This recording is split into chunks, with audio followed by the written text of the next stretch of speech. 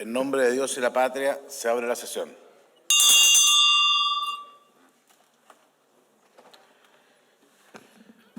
Muy buenos días a los distintos señores senadores y diputados. Estando el quórum correspondiente, damos inicio a esta sesión que tiene por objeto, conforme a la ley 21.148 que creó el Consejo Fiscal Autónomo y que señala que en los meses de abril y septiembre de cada año el Consejo expondrá ante la Comisión Especial Mixta de Presupuestos un informe sobre el ejercicio de sus funciones y atribuciones y atenderá la consulta de dicha instancia legislativa, y tal como se había acordado la ocasión anterior, corresponde hoy día esta sesión para que el Consejo pueda generar el informe respectivo y los señores parlamentarios puedan hacer las consultas del caso.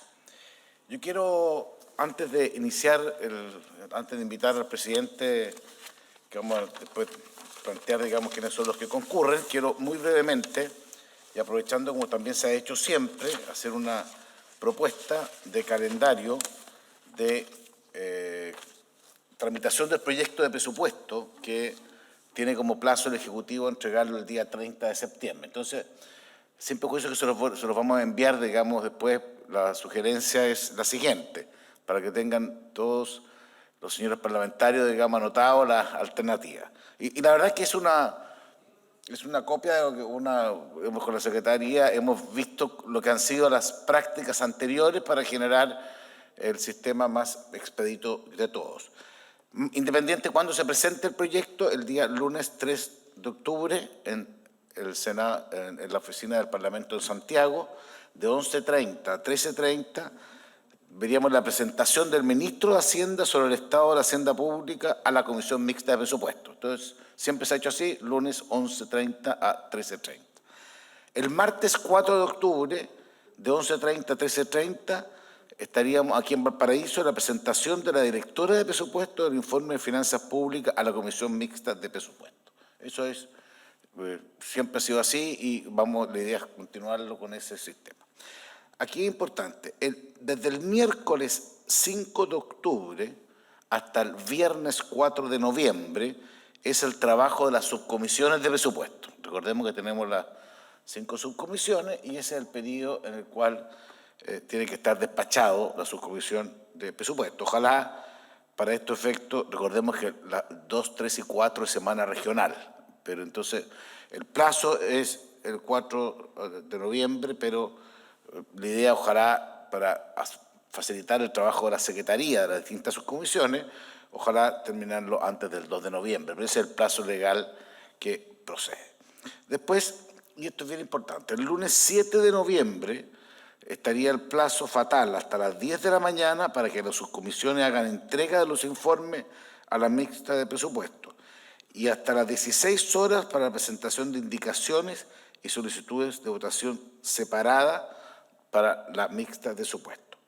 Del martes 8 de noviembre al jueves 10 de noviembre sería el trabajo de la Comisión Mixta de Presupuesto, que sería aquí mismo para elaborar el informe respectivo del trabajo de la sala.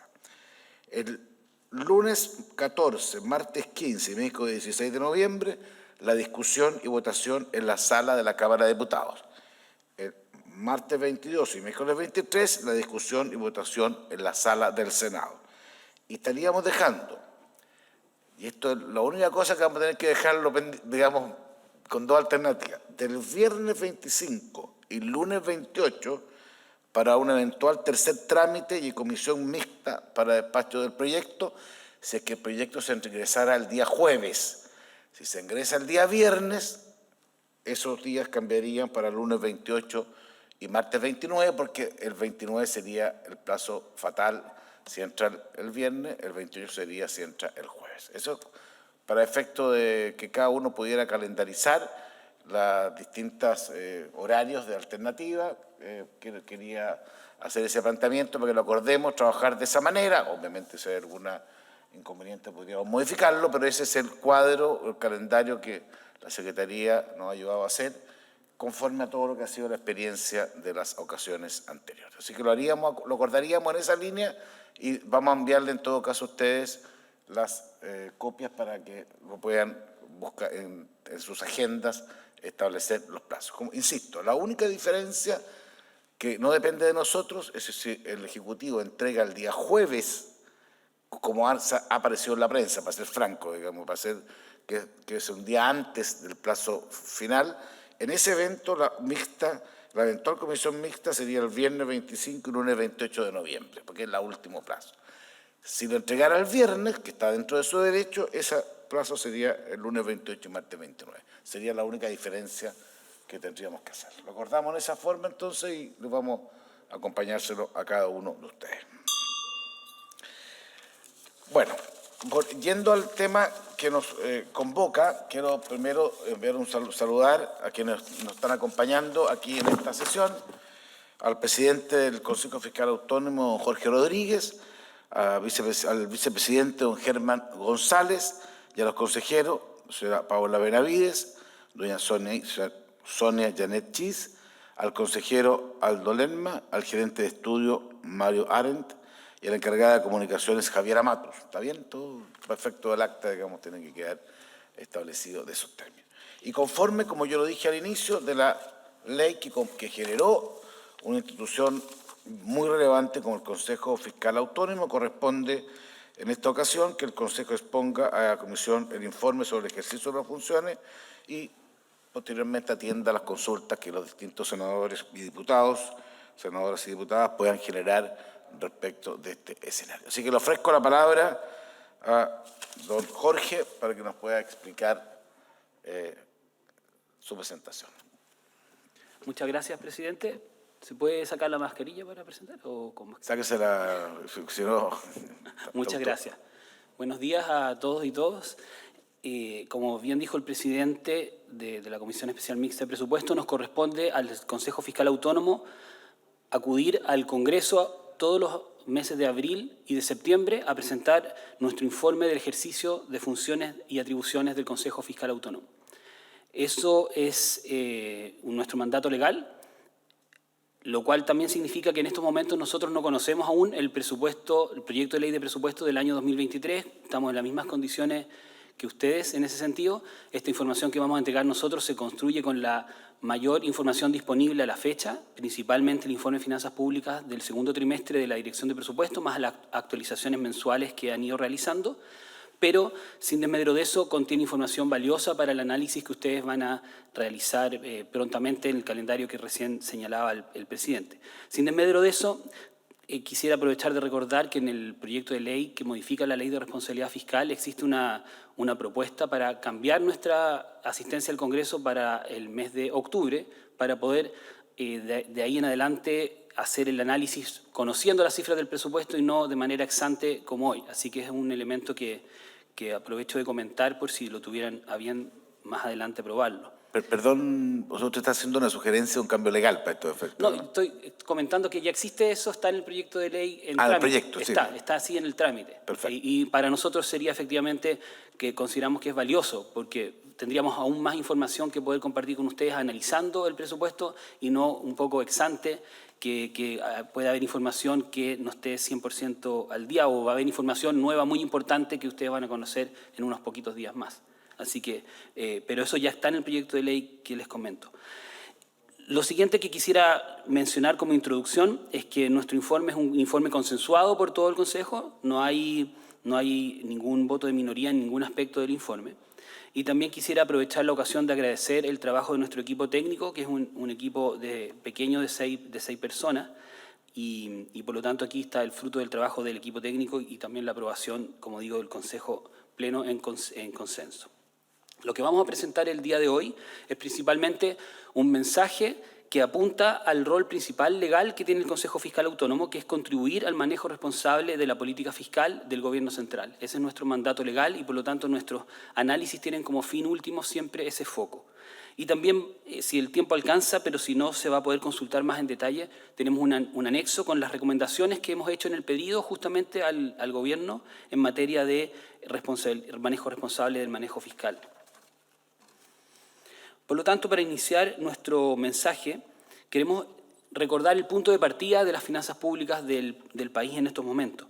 Chile realizó un importante esfuerzo fiscal en el año 2020 y 2021 para enfrentar la pandemia de COVID-19, lo cual permitió atenuar sus efectos sobre los hogares y las empresas, pero a la vez generó importantes desequilibrios macroeconómicos en materia de déficit estructural, deuda pública, inflación, déficit en cuenta corriente y riesgo país. Como bien ustedes saben, hubo un gasto importante en el año 2020, pero especialmente en el año 2021. En su momento, como Consejo, también nos tocó opinar sobre esa materia y opinamos que era necesario hacer políticas de apoyo especial, pero obviamente eso tiene ciertas consecuencias. Por lo tanto, nosotros siempre recomendamos que una vez terminada la pandemia, esas medidas de apoyo especial tenían que ser retiradas. Y ese es el contexto en el que nos encontramos ahora en estos momentos. Gracias a políticas fiscales responsables de décadas previas, el país pudo contar con ahorros y financiamiento a bajo costo para implementar medidas de apoyo extraordinario, las que implicaron un crecimiento real anual del gasto público de 10,4% en el año 2020 y de 33,4% en el año 2021. Estas cifras de gasto, de crecimiento de gasto, son cifras bastante significativas, como les mencionaba, especialmente en el año 2021. Y al ser tan significativas, no son cifras que se puedan mantener en el tiempo consistentemente sin tener los ingresos que las permitan sustentar.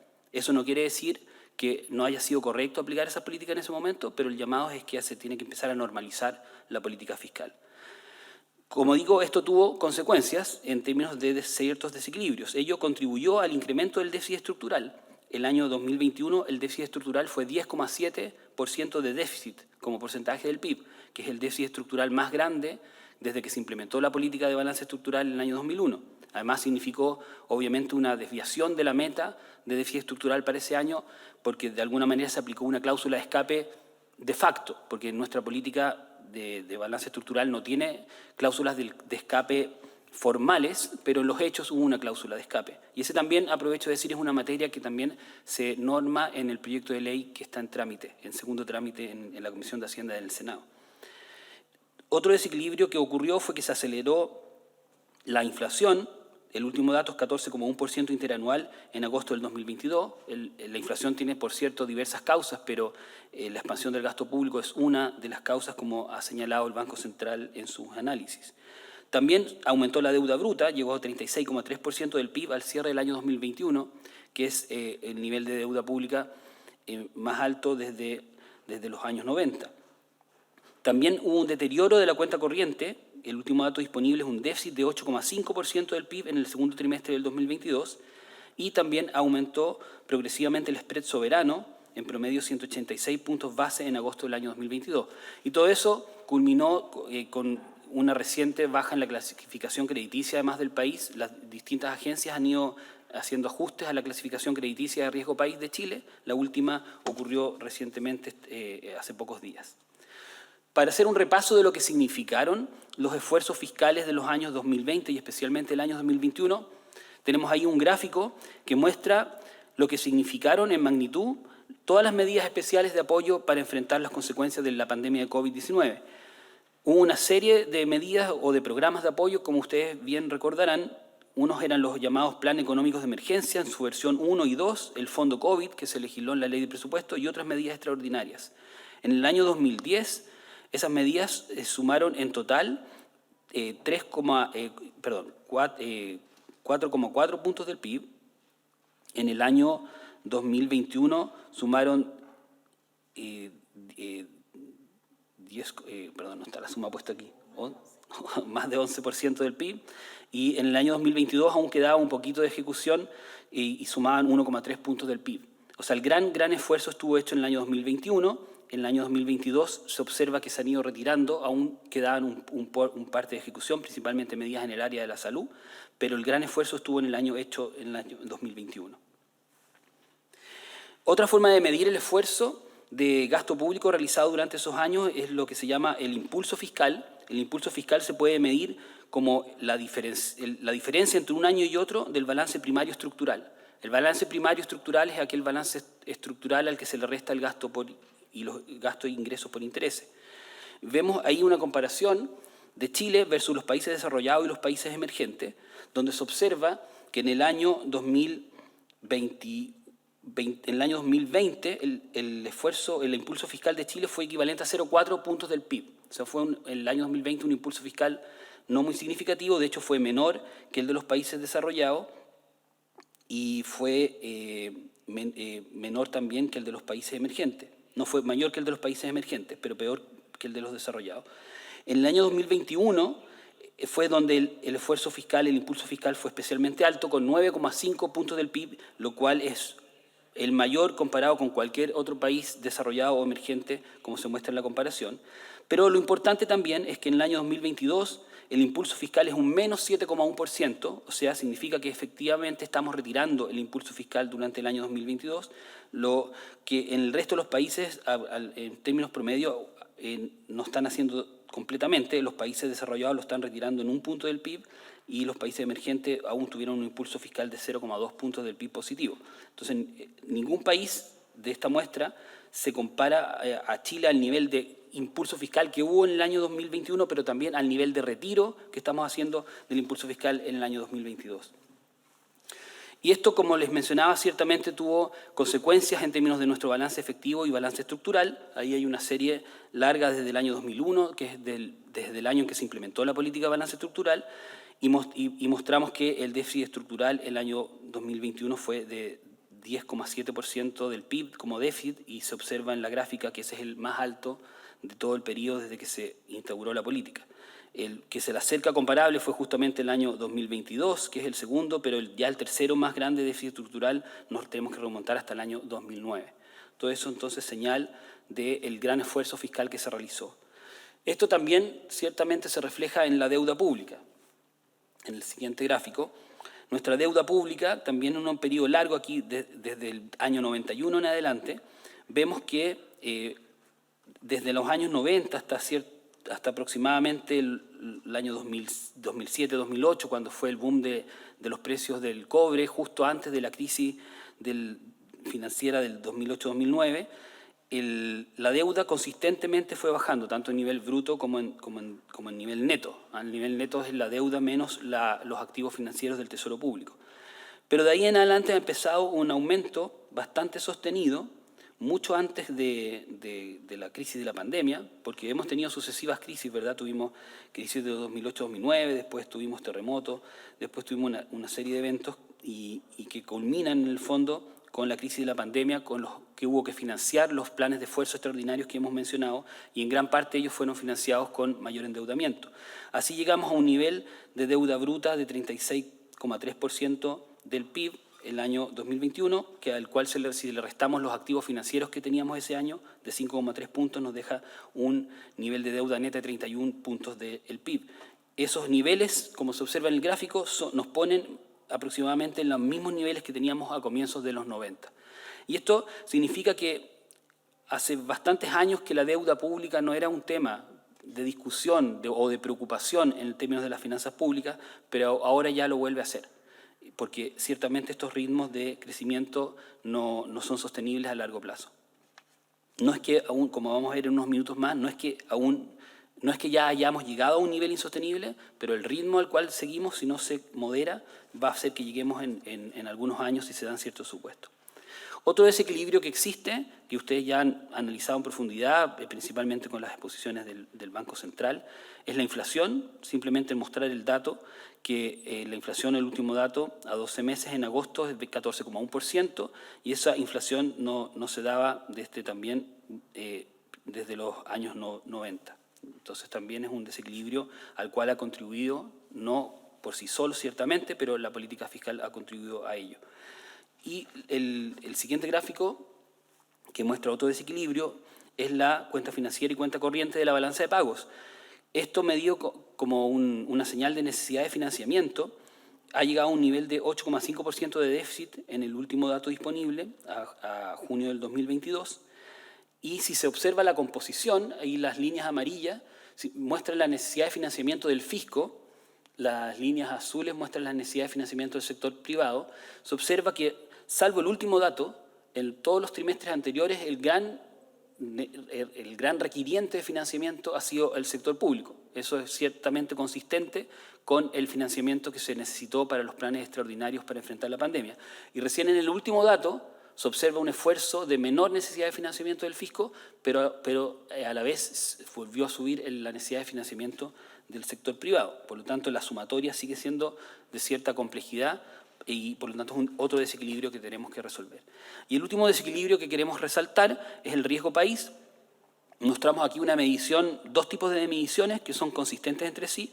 Una es la medición de los CDS, que son las permutas de incumplimiento crediticio, y la otra es el indicador de JP Morgan del diferencial de tasas entre los bonos del Tesoro de Estados Unidos y los bonos de Chile. Y en ambos se observa que han tenido, bueno, hay una secuencia histórica también desde el año 2003 en adelante, y si vemos en los últimos datos, se observa ahí un punto muy alto que equivale al momento en que fue el post-estallido social y inicios de la pandemia, luego una disminución, pero luego de una disminución, un crecimiento sostenido que ha seguido hasta el momento, que no ha llegado a los puntos más altos, pero que tiene una tendencia ascendente, que es lo que ha explicado que se hayan disminuido la clasificación crediticia de Chile en distintas agencias. Por lo tanto, para resumir esta primera parte, Chile realizó un esfuerzo muy importante para enfrentar la pandemia en términos fiscales, pero eso no es a costo cero.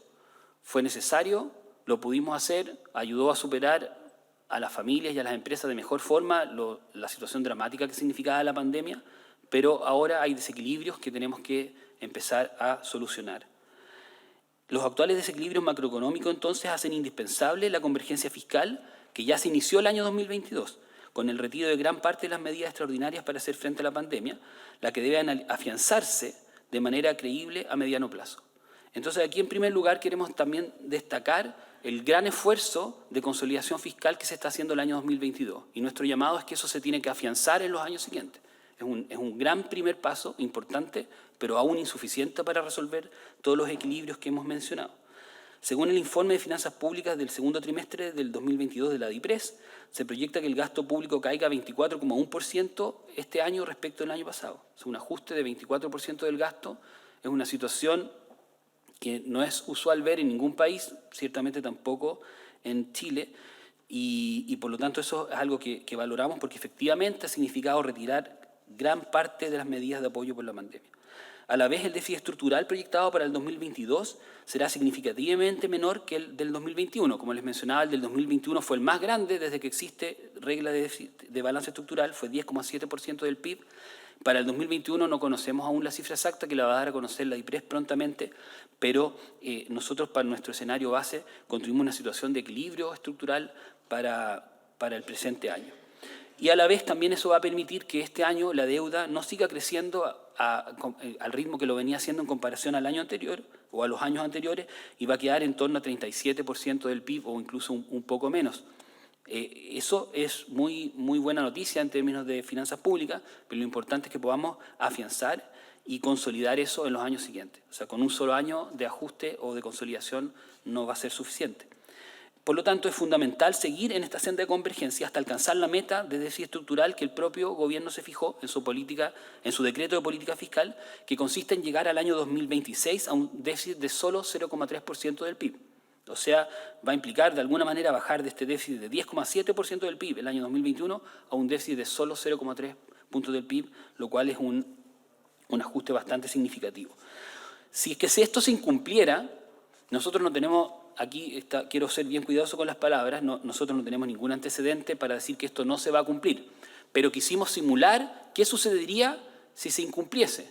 Y si se incumpliese la consolidación fiscal, se generarían desequilibrios aún más grandes en términos macroeconómicos, llevando a una baja adicional en la clasificación crediticia del país, persistentes altas de tasas de interés y un mayor costo de endeudamiento para el gobierno, las empresas y las personas. Es importante aquí analizar por qué Chile bajó su clasificación crediticia y qué era lo que la sostenía en un nivel adecuado y que lo tendría que volver a sostener o ayudar a recuperar su clasificación. Este es un gráfico donde pusimos a distintos países. Abajo en el eje X está su clasificación crediticia, de izquierda a derecha. A la izquierda es la mejor clasificación crediticia, a la derecha van bajando. Y en el eje Y es un índice de las variables que determinan el riesgo. Mientras más cercano al eje X es mejor índice y hacia arriba es peor índice. Y si se fijan en la tercera columna, donde está la clasificación de riesgo A1, es donde Chile está. Esta es la clasificación solo de Moody's, pero sirve para hacer un orden de comparación, un análisis, son similares en las otras clasificadores. En la tercera columna, en la clasificación A1 es donde Chile estaba hace poco, y Chile estaba en el punto de más arriba. Por lo tanto, significa que del conjunto de países que estaban ahí, que estaba Kuwait, Estonia, Irlanda, Israel, Japón, Chile era el que tenía peores indicadores.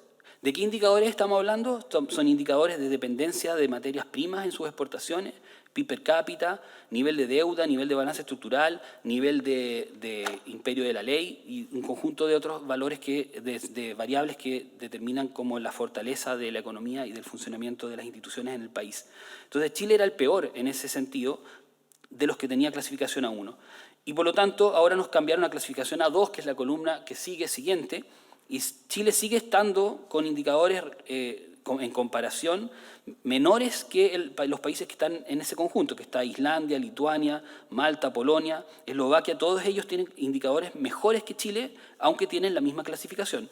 Arabia Saudita tiene la misma clasificación y tiene indicadores algo peores que Chile. Entonces, aún ahí tenemos un cierto riesgo, un ajuste. Había un cierto nivel de confianza en especial en Chile al respecto, que lo tenían en una clasificación mejor de lo que decían sus indicadores comparados. Entonces tenemos que ser capaces de mejorar esos indicadores para volver a recuperar nuestra clasificación. Y aquí vale la pena destacar que uno de los indicadores que sostenía fuertemente a Chile, a pesar de que, por ejemplo, estábamos bastante rezagados en dependencia de materias primas y otras cosas, pero el indicador que lo sostenía fuertemente era el nivel de deuda PIB. O sea, eso hacía a Chile mejorar mucho en comparación a los otros países y lo ayudaba a estar en la clasificación A1. Por lo tanto, en la medida que empeoramos nuestro mejor indicador, sin que hoy sea un indicador malo, pero era como el indicador que nos ayudaba a estar mejor. Si empeoramos ese indicador, era esperable que hubiera un retroceso. Si lo mejoramos, podríamos hacer una apuesta de poder recuperar esa posición.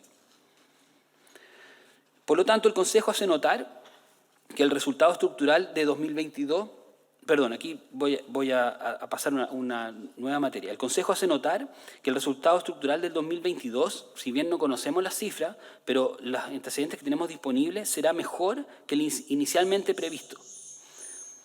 Este resultado inicialmente previsto era tener un déficit estructural. Hay como un eco. Revisemos bien si está algún... El resultado inicialmente previsto era un déficit estructural y, como hemos mencionado, es probable que el resultado sea más cercano a un 0 de balance estructural o incluso puede ser levemente positivo. Por lo tanto, eso es una buena noticia, pero también es importante notar que ese mejor resultado estructural está influido por ciertos ingresos de carácter extraordinario originados por la mayor recaudación tributaria de la operación renta y del impuesto sustitutivo de rentas acumuladas en el Fondo de Utilidades Tributables, conocido como ISFUT, y también a ingresos por rentas de la propiedad, que han tenido sorpresas positivas de ingreso, que son bienvenidas, especialmente en los ingresos provenientes del litio de los contratos que tiene Corfo. Entonces, la duda que existe es si todo ese tipo de ingresos se van a mantener o no en el tiempo. A nuestro juicio, el gobierno ha sido prudente en no destinar a gasto esos ingresos mientras no se tenga certeza de que son ingresos que se van a mantener en el tiempo. Por lo tanto, va a haber un sobrecumplimiento de la meta de déficit estructural anunciada inicialmente por el Ministerio de Hacienda, y eso es, como decía, a juicio del Consejo, una adecuada gestión de riesgos al explicarse por una recaudación tributaria mayor a la esperada, causada por factores extraordinarios. Si bien los ingresos estructurales proyectados para el presente año aumentaron respecto de su proyección original, cuando se aprobó el presupuesto para el 2022, este aumento no corresponde necesariamente a ingresos permanentes, por lo que es prudente no considerarlos como un mayor espacio de gasto fiscal hasta tener certeza de que van a ser ingresos permanentes. Y solo para ilustrar algunos de los elementos que han ayudado a estos ingresos extraordinarios del año 2022, mostramos aquí un gráfico con los ingresos fiscales de la categoría resto de ingresos por categoría, y se ve estas son datos de trimestrales de ingreso, y vemos en la última barra un salto bastante significativo respecto de los años anteriores, donde especialmente en el color verde están las rentas de la propiedad, donde están incluidos los ingresos de Corfo por sus contratos de litio. Entonces eso no se venía dando en años anteriores, ni siquiera en los meses inmediatamente anteriores. Es una sorpresa, como digo, positiva, bienvenida, pero hay que analizar en mayor profundidad el comportamiento de esos ingresos para saber cuán permanentes van a ser, porque como ustedes bien saben, una máxima o un principio de la responsabilidad fiscal es que no debemos comprometer gastos permanentes sin tener una fuente de ingresos también permanente para sustentarlo. Entonces hay que ser muy cuidadoso con esos ingresos para saber si son o no permanentes. A continuación, entonces lo que hicimos... el sobrecumplimiento de la meta, entonces en el año 2022, junto a la mantención de la meta de déficit estructural original para el año 2023, implicarían entonces un retroceso en la convergencia fiscal el próximo año. En este escenario, resulta imprescindible que el Ministerio de Hacienda ratifique que se va a retomar la senda de consolidación desde el 2024 en adelante, según su decreto de política fiscal, para llegar al déficit estructural que les mencionaba de 0,3 puntos del PIB el 2026 y resguardar así la sostenibilidad fiscal. Para entender bien esto, el Gobierno había planteado una trayectoria descendente del déficit estructural, de este gran déficit estructural de 10,7% del PIB del año 2021, hasta llegar a un 0,3 puntos del PIB de déficit del año 2026. Pero resulta que el año 2022 va a haber un gran resultado estructural cercano a cero o incluso un poquito positivo, y por lo tanto la meta que estaba preestablecida para el año siguiente va a implicar una especie de rebote, o sea, es decir, no va a ser una baja constante del déficit estructural, porque se va a volver, si se volviese, digamos, a la meta de prefijada, va a haber una gran baja el 2022, pero de nuevo una especie de rebote para el año 2026. Lo que estamos llamando nosotros entonces es, si es que va a ocurrir eso, como señalamos, no conocemos los datos del presupuesto que se va a presentar en unos días, pero si va a ocurrir eso, el Ministerio de Hacienda tiene que ratificar que de ahí en adelante va a seguir disminuyendo el déficit estructural hasta llegar a este menos 0,3% del PIB del 2026. Si no ratifica eso, va a generar ciertos problemas de credibilidad en las metas de balance estructural y por lo tanto va a generar incertidumbre respecto de que vamos a lograr una consolidación.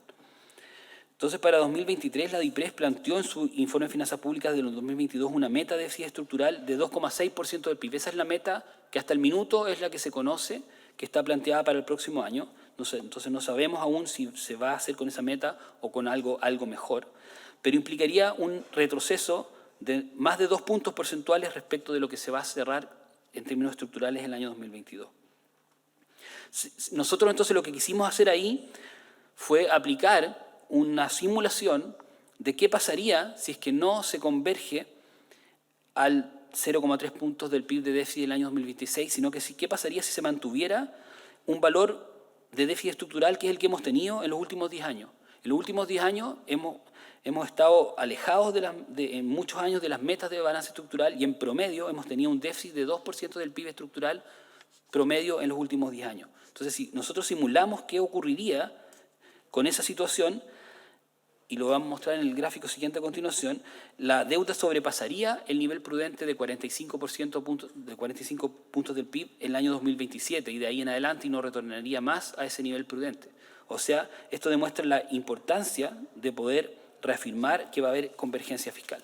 O sea, aquí están los números que yo les mostraba, se ven un poco chicos ahí en la pantalla, pero nosotros aquí lo que hacemos es comparar nuestro escenario base, que es que se cumplen las metas de balance estructural, que es que este año se cierra en torno a un 0, el próximo año se aumenta el déficit estructural a cerca de un 2, un poco más de un 2 puntos del PIB de déficit, pero de ahí en adelante hay una baja sostenida del déficit estructural hasta llegar al 0,3 puntos del PIB del 2026 y de ahí se mantiene en 0,3 puntos del PIB del 2026. Lo comparamos, esa situación, que es una situación que genera sostenibilidad fiscal, lo comparamos con una situación en que no se converge y se mantiene siempre un déficit de 2 puntos del PIB de déficit estructural. Y lo que muestra la cifra es que el año 2030, en la situación en que hay convergencia, la deuda se mantiene en niveles de 41 puntos del PIB, y de ahí incluso simulaciones más largas llegan a 42 y a 43 puntos del PIB en el 2070. O sea, se mantiene bajo el nivel de 45% del PIB, que es el nivel prudente. Pero en el escenario alternativo, donde no se cumple la regla, el nivel llega a cerca de 50% del PIB de deuda en el año 2030 y de ahí sigue creciendo y creciendo hasta llegar a niveles superiores al 80% en el 2070, que son niveles claramente no sostenibles y que implicarían una rebaja adicional de clasificación crediticia. Y eso Alguien podría decir, bueno, pero ¿qué tan importante es que aumente la deuda? O sea, ¿qué implicancias tiene para la política fiscal? No solamente encarecería la situación crediticia del gobierno, sino que también la situación crediticia de las empresas y las familias, pero también queremos mostrar nosotros la columna de gasto en intereses como porcentaje del PIB, porque mientras más deuda uno tiene, más tiene que pagar en intereses, no solo porque tiene más deuda, sino que porque además esa deuda probablemente se le hace más cara porque uno se transforma en más riesgoso. Y si gastamos más en intereses, significa que parte importante del presupuesto se destina a intereses y no a prioridades de política pública. Entonces, en el año 2030, por ejemplo, si es que no cumplimos la regla de balance estructural, tendríamos 2,7 puntos del PIB de gasto en intereses versus 2,3 puntos del PIB si es que cumplimos la regla de balance estructural. Y así esa diferencia se va acrecentando en el tiempo. Luego vienen unos gráficos que muestran la misma situación. La línea que está en el cuadrante rojo es cómo sería la deuda si es que no aplicamos la política de convergencia. La línea que está abajo, el cuadrante rojo, es la deuda sostenible si se aplica la convergencia que ha anunciado el Ministerio de Hacienda. Y el gráfico a la derecha muestra algo similar respecto de los intereses que les contaba. La línea superior es el mayor gasto en intereses por no cumplir la regla y la línea de abajo es la que habría si se cumple la regla. Para reafirmar el compromiso con la consolidación fiscal, el CFA sugiere que el Ministerio de Hacienda incorpore metas anuales en un nuevo decreto de política fiscal para lo que resta de su periodo. Actualmente dicho decreto solo establece un punto de partida en el año 2022 y un punto de llegada en el año 2026, el 0,3% que ya les he mencionado. Ante un eventual retroceso de la convergencia en 2023, contar con metas explícitas para cada año resulta relevante para asegurar la gradualidad en el proceso de normalización de las finanzas públicas. Es muy importante que esto sea gradual, porque si uno deja todo el esfuerzo para un solo año, es un aterrizaje brusco que dañaría no solo a las finanzas públicas, sino que también a la economía en su conjunto. Entonces es importante que sea gradual. También otorgaría mayor previsibilidad a la política fiscal en un contexto de alta incertidumbre, o sea, tener certeza de cómo se van a ir dando los pasos de ajuste fiscal. Contribuiría a la credibilidad de la regla, que ha estado un poco en entredicho en las últimas décadas, porque no se ha cumplido en muchos años la meta de déficit fiscal que se ha establecido, y también facilitaría su monitoreo porque habría una variable bien clara respecto de la cual comparar si se cumple o no. Complementariamente, el Consejo resalta que las metas de balance estructural no solo tienen que establecerse de manera ex ante en la planificación del presupuesto, o sea, ahora va a venir el presupuesto, ¿verdad?, con una meta que va a plantear el Ministerio de Hacienda, sino que también es muy importante que se cumplan ex post. O sea, no solamente deben orientar el presupuesto en su elaboración, sino que tienen que cumplirse. Y eso es lo que no ha ocurrido en los últimos años. De hecho, en los últimos 15 años se han observado dificultades en el cumplimiento de las metas, incluso desvíos significativos en ciertos años, debido a shocks negativos en la economía que significaron la activación de cláusulas de escape de facto. Como les mencionaba, las cláusulas de escape son de facto porque no están normadas en Chile. En tal sentido, es fundamental que el Ministerio de Hacienda realice una rendición de cuentas periódica para poder monitorear el cumplimiento de dichas metas y, en caso de ser necesario, que vaya tomando acciones correctivas de manera oportuna para hacer las correcciones. A la vez, el Consejo Fiscal valora que el decreto de política fiscal del Gobierno incorpore una regla dual, y eso es una innovación respecto de la política fiscal que se había mantenido desde el año 2001 en adelante. Desde el año 2001 en adelante, nosotros nos guiábamos por una regla de balance estructural, pero en el nuevo decreto de política fiscal hay una regla dual, que quiere decir que hay una regla de deuda junto con una regla de balance estructural. Es decir, la trayectoria de metas de balance estructural tiene que ser consistente con que la deuda no supere un nivel prudente de deuda. Y ese nivel prudente de deuda, el Ministerio de Hacienda lo calculó en un 45% del PIB, que no hemos llegado aún a él, estamos en cerca de 36-37% del PIB. El CFA hizo estimaciones propias y le dio un resultado similar a la estimación que ha realizado el Ministerio de Hacienda para el nivel prudente de deuda de 45% del PIB. A la vez, el Consejo destaca que las proyecciones de deuda bruta en un escenario base para el periodo 2022-26 efectivamente se ubican por debajo del nivel prudente establecido por la autoridad fiscal.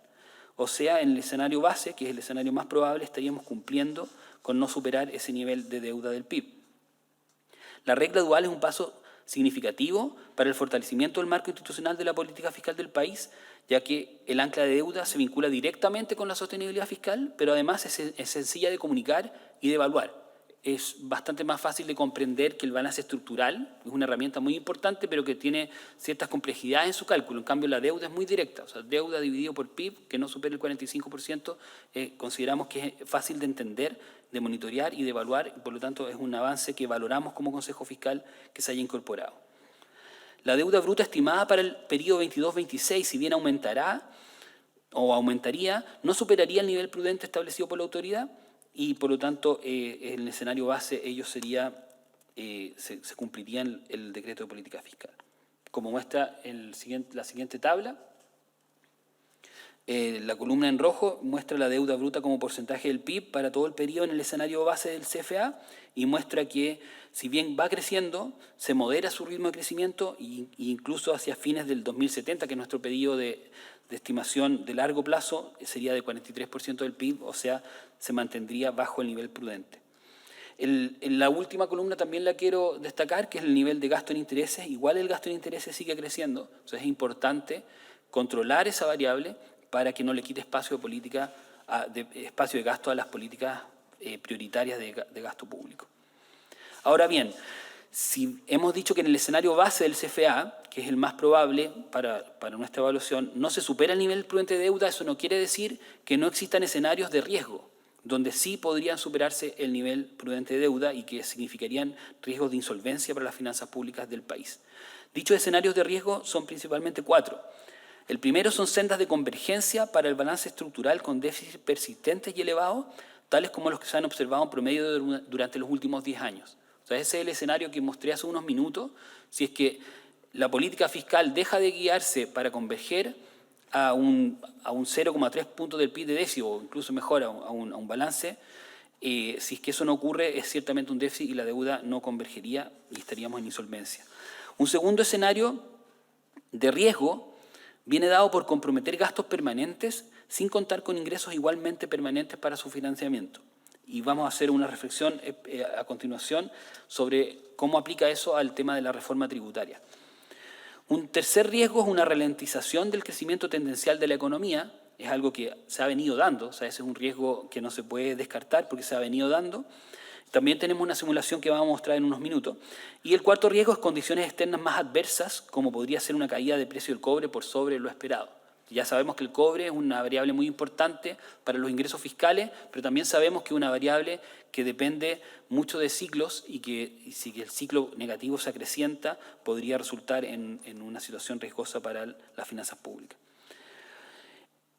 Como digo, a continuación vamos a mostrar esas simulaciones, pero queremos aprovechar también de decir que el Consejo evalúa positivamente que la regla dual sea institucionalizada en la Ley de Responsabilidad Fiscal que está actualmente en trámite en el Senado que yo les comentaba.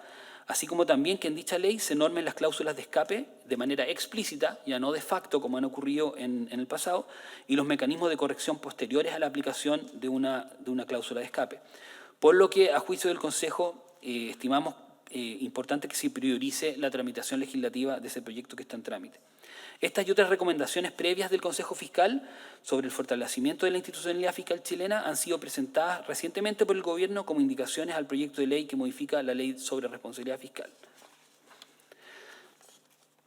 En términos de responsabilidad fiscal, ya he mencionado que un principio fundamental es que los gastos permanentes sean financiados con ingresos también permanentes.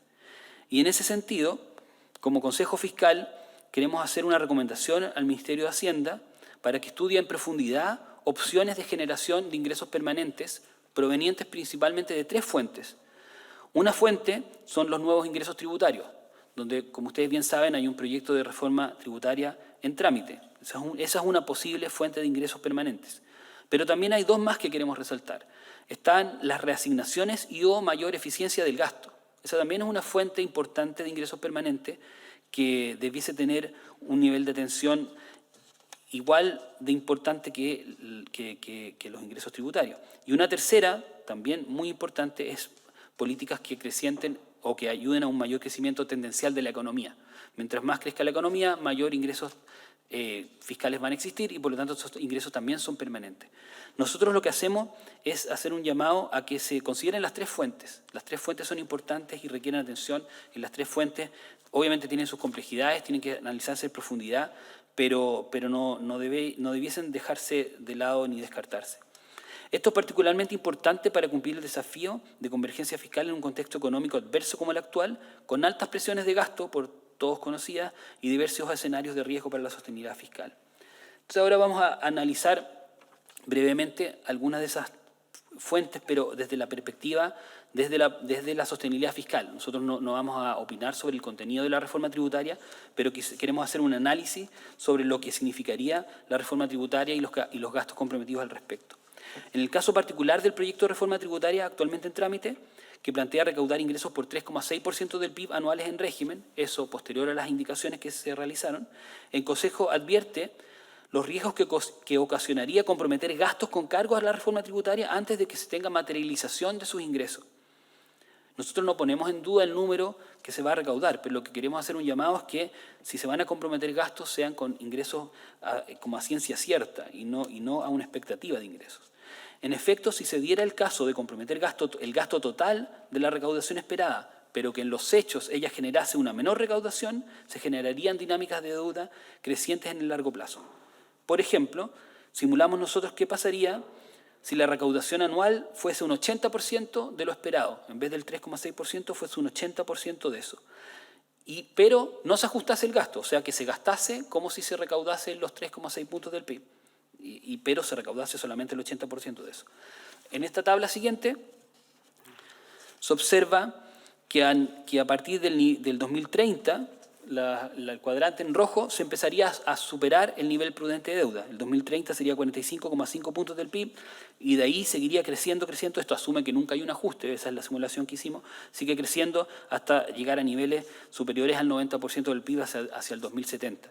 Todo ello si es que la reforma no recaudase el total que dice, pero se gastase como si recaudase. ¿Ya? O sea, uno esperaría obviamente que si eso no ocurre, el llamado que hacemos es se gaste solamente en lo que de verdad se recaude. Y esto también tiene su correlato, como les decía, muy importante en el gasto en intereses. En el año 2030, en vez de tener gasto de 2,3 puntos del PIB en intereses, tendríamos 2,5, pero de ahí crecerían a 3,2, 3,7 y terminarían casi cercanos a 6 puntos del PIB solo en intereses hacia el año 2070, así que se diera este desbalance. En los gráficos siguientes se muestra algo similar, que es la explosión de la deuda y del gasto en intereses en ese escenario.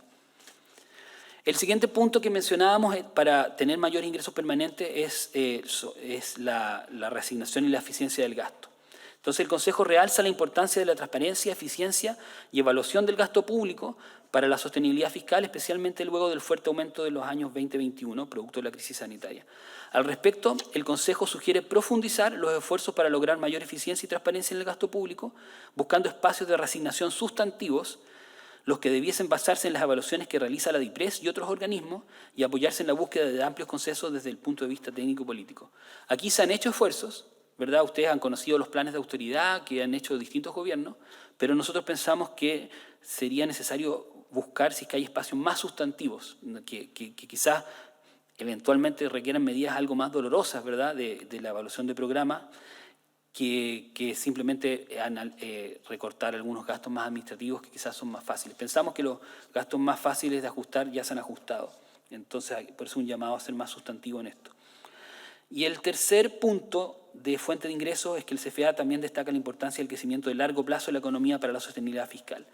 La tasa de crecimiento del PIB tendencial no minero ha venido disminuyendo progresivamente en los últimos años. Por ejemplo, esta fue de 5,2% entre los años 2003 y 2009, pero bajó a 3,4% entre el año 2010 y 2019 y luego volvió a bajar a 2,4% en el año 2020 al 2021. O sea, por diversas causas que no vamos a analizar en detalle aquí, pero sostenidamente viene cayendo la tasa de crecimiento del PIB tendencial.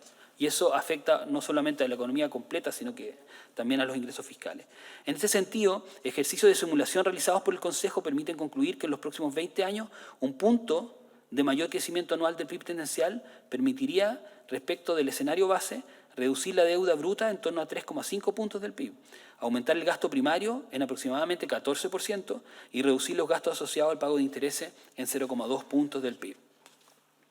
Ahí en el cuadro siguiente está el resumen de eso, para no entrar en detalle, y después en los gráficos también se muestra Las líneas de arriba, en este caso, son el escenario base y la línea de abajo es el escenario alternativo, es al revés de cómo lo hemos mostrado en las láminas anteriores. O sea, aquí, con el escenario alternativo de crecimiento de un punto más del PIB tendencial, la deuda baja y se estabiliza en niveles más bajos y el gasto en intereses es más bajo también. Luego tenemos el escenario adverso, que qué pasaría si es que creciéramos un punto menos que el PIB tendencial, y obviamente ahí el efecto es el adverso, tendríamos más deuda y más gasto en intereses. Así que podemos pasar a un cuadro, un resumen, donde pusimos todos los escenarios que realizamos. En ese gráfico resumimos todos los escenarios de deuda. En la línea más oscura es el escenario base. Bajo la línea oscura solamente hay un escenario, que es el escenario justamente que cuando crecemos un punto más de PIB tendencial. Y todos los demás escenarios son escenarios negativos, en que o no cumplimos las reglas de balance estructural, o recaudamos solamente 80% de la reforma tributaria, pero la gastamos como si se recaudara completa, o el precio del cobre cae, o tenemos... no, esos son todos los escenarios que mencionamos. Entonces, todos los escenarios que estamos proyectando ahí solamente para ilustrar, nosotros no le estamos asignando probabilidades a esos escenarios, pero es para ilustrar los puntos, la importancia que tiene de tener controladas esas distintas variables. Y la otra cara de la moneda de ese gráfico son los gastos en intereses de los distintos escenarios, donde son bastante simétricos en ese sentido.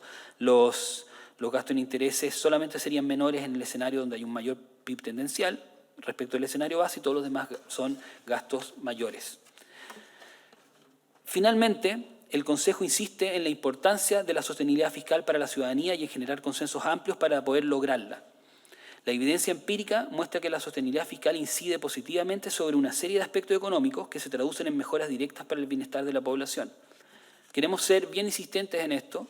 A veces el concepto de la sostenibilidad fiscal se puede entender como algo de importancia para los técnicos, para la gente de la dirección de presupuesto, pero nosotros hemos enfatizado que es una importancia para la ciudadanía en general, porque genera crecimiento más estable de la economía, el empleo y las remuneraciones, genera mejores condiciones de endeudamiento, no solo para el gobierno, también para las familias y las empresas, genera mayor nivel y protección del gasto social.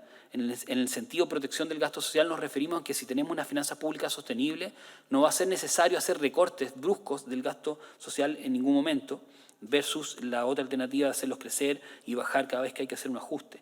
También la sostenibilidad fiscal contribuye a que haya inflación baja y estable y contribuye a que haya una mejor capacidad de reacción de la política fiscal ante shocks imprevistos. Esto último muy importante porque justamente el comportamiento prudente de la política fiscal de décadas previas fue lo que nos permitió tener ahorros para enfrentar los gastos de la pandemia. Y esos ahorros evidentemente bajaron porque los usamos para enfrentar la pandemia, y el llamado que hacemos también es a poder reconstruirlos gradualmente para si viene alguna crisis nueva de cualquier índole, y por lo tanto que nos encuentre bien parado como nos encontró la crisis de la pandemia. Con eso, presidente, quiero ir terminando. Tenemos un anexo con las recomendaciones que ha hecho el CFA en el periodo, pero son un listado bastante detallado de recomendaciones que podemos o ver en las preguntas o después analizar en el informe para poder dejar tiempo para consultas. Muchas gracias. Muchas gracias, don Jorge, por su análisis, por su explicación. Y tal como lo habíamos acordado al inicio, ofrezco la palabra para hacer consulta respecto a esta presentación o de temas vinculados a la tarea del Consejo Fiscal Autónomo. Sugiero hacer de 2 o 3 preguntas para que pueda ir don Jorge reuniéndole, y después podemos seguirlas para tener una secuencia de respuestas. Senador García. Muchas gracias, presidente. En primer lugar, agradecer la exposición del Consejo Fiscal Autónomo en la persona de su presidente y acompañado de sus consejeras y consejeros. Muy interesante e información muy importante. Quiero también destacar la oportunidad, porque nosotros vamos a enfrentar a partir del próximo lunes la discusión del presupuesto 2023 y por lo tanto muchos de los números que ustedes aquí nos exponen vamos a tener que ver su cumplimiento en ese proyecto de presupuesto. Y para entrar directamente en materia, yo quiero consultarle el crecimiento del gasto para el año 2023, que de acuerdo con informaciones de prensa se estima que podría estar entre 4 y 5 puntos. ¿Ustedes lo estiman que es compatible con el déficit estructural del 2,6 que está comprometido en el último informe de finanzas públicas? Esto es bien importante porque si el gasto crece más y finalmente tenemos un déficit mayor, bueno, va a ser muy difícil ir cumpliendo con las metas, aun cuando el decreto 755, como también lo ha señalado en un par de oportunidades durante su exposición don Jorge Rodríguez, establece un punto de partida y establece para el año 2026 un punto de llegada que es de 0,3, pero no establece puntos intermedios. Entonces el gasto podría el próximo año crecer, podría el déficit también crecer y nos van a decir, bueno, pero no estamos incumpliendo el decreto y van a estar diciendo la verdad. Pero naturalmente, en la medida que no nos comenzamos a ordenar ahora, a partir del presupuesto 2020, ya el año 2022 hemos tenido un ajuste tremendamente importante, significativo, y así también lo ha destacado don Jorge Rodríguez. Pero si no continuamos en esa senda durante el año 2023, va a ser muy difícil que al año 2026 lleguemos a este déficit estructural del 0,3 y por lo tanto creo que la pregunta que le hago es súper pertinente. No sé si, me imagino que ustedes han hecho los números, han hecho simulaciones. Dado que es una materia del Ejecutivo, no sé si me la va a contestar en realidad, pero por Dios que sería útil para nosotros poder saber cuánto creen ustedes que es el crecimiento del gasto compatible con ese compromiso de déficit estructural de 2,6. Y una segunda pregunta, porque usted ha destacado mucho el tema de la reforma tributaria, que no nos gastemos la plata antes de tener aprobadas las normas, que no nos gastemos más de lo que la reforma vaya a recaudar en realidad y no en base a las estimaciones de los informes financieros que muchas veces son bastante generosos pero no se cumplen. Yo quería consultarle, y si no lo tiene ahora, pero sí lo tienen en sus estudios, si nos pudieran hacer llegar cuánto recaudó finalmente la reforma tributaria del año 2014. Porque esa reforma que fue aprobada por el Congreso, fue materia de grandes acuerdos políticos en su momento, pero iba a recaudar 3 puntos del producto. Se dice que finalmente recaudó 1,5. Hay otros dicen que ni siquiera ese 1,5 fue posible. Entonces, si tuvieran esa cifra, la verdad que a nosotros también nos ayudaría mucho, no para entrar en una discusión política con el gobierno, pero sí para tener una discusión técnica que tiene que ser muy relevante y tiene que estar muy enriquecida con datos verdaderos, con datos creíbles, para que lo que finalmente termine aprobando el Congreso en materia de reforma tributaria se ajuste a números verdaderos. Eso, presidente, muchísimas gracias y reitero mis felicitaciones por la exposición. Muchas gracias, senador García. Le ofrezco la palabra al senador Cast.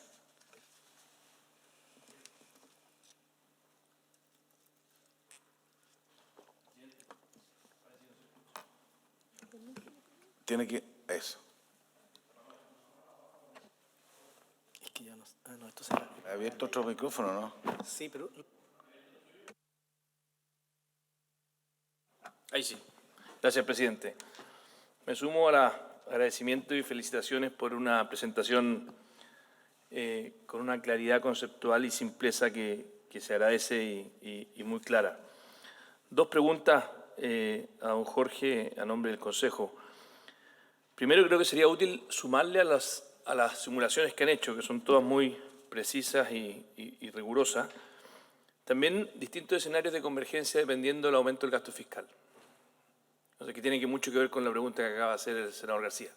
O sea, si pudiéramos tener un abanico, sin que ustedes hagan ningún juicio de valor cuál va a ser la trayectoria, pero en el fondo creo que ayudaría muchísimo a poder tener esa trayectoria. Y de hecho el ministro Marcel nos ha dicho en la Comisión de Hacienda que sí se va a comprometer a estaciones intermedias. Una cosa es que no esté en el decreto, pero lo ha dicho en reiteradas ocasiones de que no solamente se está comprometiendo a la estación final, sino que estas estaciones intermedias son importantes. Entonces, yo creo que en el futuro sería útil poder tener también estas distintas trayectorias dependiendo del aumento del gasto fiscal. Esa es como primera sugerencia, pero bueno, que quedó bastante clara su posición. Y la segunda pregunta, a ver, hoy día estamos viviendo un shock positivo de cierta seriedad, después de 2 años de bastante irresponsabilidad en materia, incluso este Congreso fue causante de buena parte de la inflación que tenemos hoy día. Este Congreso no respetó las reglas constitucionales, declaró admisibles proyectos que eran claramente inadmisibles. O sea, nos comportamos bastante irresponsable y lo que hizo que finalmente la dinámica política, la economía política detrás de la política fiscal, básicamente se nos fue de las manos. Entonces, dado que hoy día, afortunadamente, y eso yo lo he dicho públicamente, yo valoro que el presidente Boric haya nombrado a alguien como Mario Marcel y su equipo económico que tiene y ha mostrado una consistencia y una seriedad en la responsabilidad fiscal que es muy importante y un atributo que tiene Chile y que ha tenido en los últimos 30 años y que creo que es muy valioso. Dicho eso, y dado que no sabemos si es que esta ventana de seriedad, tanto en el Congreso, que afortunadamente este año también se han parado las políticas más populistas, si usted quiere, y ni siquiera se han avanzado los retiros, etcétera. La pregunta es, no tenemos ninguna certeza de que el día de mañana esta ventana de seriedad en el Congreso de la República se va a mantener. Entonces, la pregunta que le hago, dado que no tenemos certeza de que esto vaya a continuar así, es si acaso el nivel de deuda prudente, que básicamente la presentación del Consejo Fiscal Autónomo, y también valoro mucho de que el gobierno de la actual administración ponga estas metas duales, ¿no es cierto?, que en el fondo nos permitan ir flanqueando ambos temas. Pero ¿no será relevante también poner, si no lo vi en ninguna parte de la exposición, un poco más ambicioso y quizás aspirar a bajar la deuda? Porque todo está construido en esta presentación en la lógica de la contención de la deuda, ¿ah? Como si fuese un óptimo, como si no nos pudiéramos dar el derecho racional de poder preguntarnos cuál es el verdadero óptimo de deuda. Y dado que estamos en una ventana de seriedad en el Congreso por distintos factores que no vale la pena profundizar hoy día, quizás valga la pena que usted se refiera al óptimo de deuda que deberíamos tener, porque estar pagando estos niveles de intereses hoy día tampoco es muy grato para el país, sabiendo la escasez de recursos que tenemos. Entonces, de repente, uno podría aspirar a poder hacer un esfuerzo inicial para volver a niveles de deudas más parecidos a los que teníamos tal vez una década atrás. Porque claramente la pendiente que tenemos es brutal, usted la mostró en el gráfico, de aumento de deuda. Y claro, uno puede ponerse optimista hacia el futuro y decir que vamos a lograr aplanar la curva, pero ¿acaso no será mejor ser un poco más ambicioso para que en el peor de los casos aplanemos la curva y en el mejor de los casos logremos un nivel de deuda menor que el que tenemos hoy día? Gracias, presidente. Muchas gracias, senador Kast. Senador Lagos, Weber. Y después le pedimos la palabra a don Jorge para que vayamos respondiendo.